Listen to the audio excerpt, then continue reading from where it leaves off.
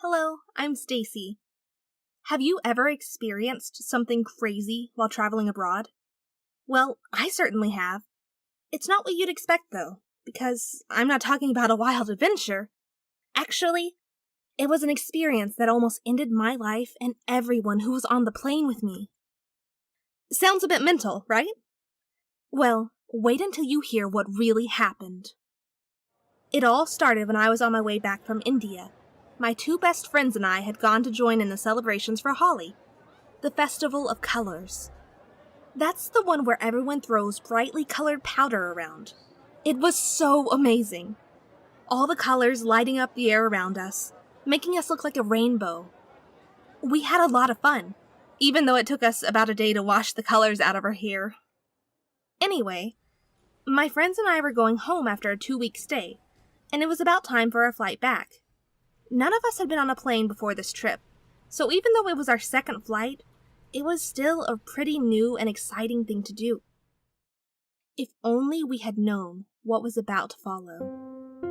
After about 3 hours in the air, a conversation behind us got my attention. It was a man complaining that he felt sick. His wife was asking if he felt queasy from the plane, and he was saying it wasn't that. He just felt cold and shivery. I heard her say to him that he had a fever. Well, that probably doesn't seem like a big deal, but pretty soon we realized that was just the beginning of something very strange.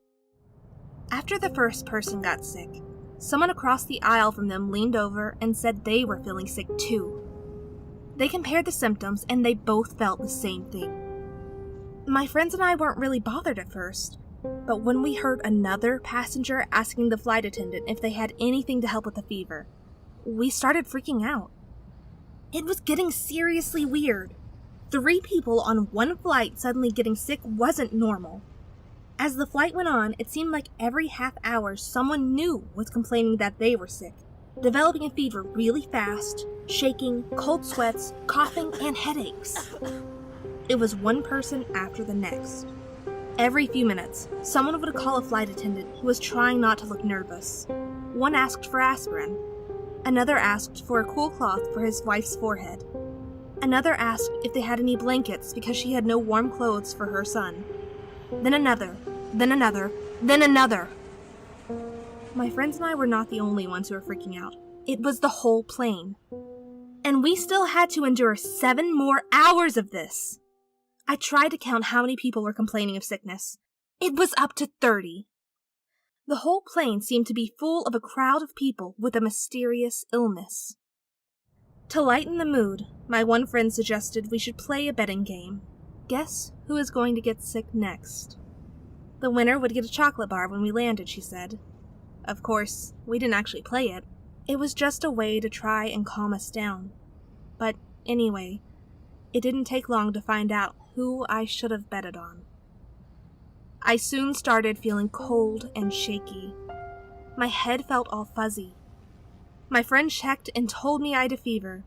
Suddenly, I was terrified. Maybe it was a bit dramatic of me, but I really thought I was going to die.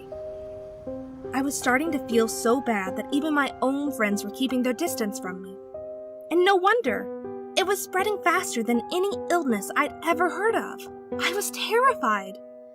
20 minutes before the flight landed, people started to relax a bit. I guess that they couldn't wait to get off this diseased plane.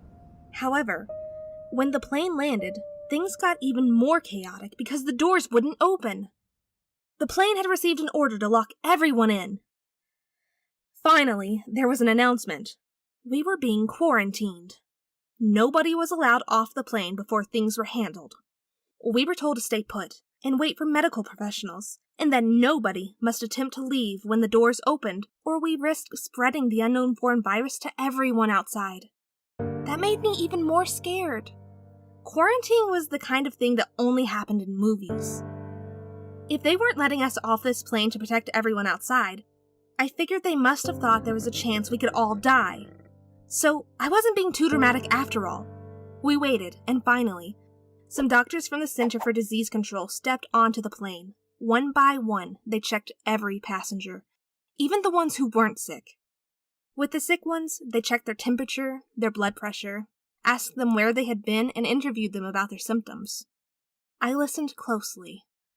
Everyone was describing the same thing. Every now and then, the doctors would step into the cockpit for a few minutes before coming back out. I figured they were probably discussing their findings, but they kept repeating this, checking everyone in exactly the same way. It felt like this went on for an eternity, while I waited to find out just how serious my condition was. My friends were trying to stay calm to make me feel better, but I could tell they were nervous. They were worried about me. Finally, the doctors started letting people go. I was surprised to see almost everyone leaving the plane, one by one. My friends were happy, telling me it couldn't be so serious if they were letting people off, and that I was going to be fine.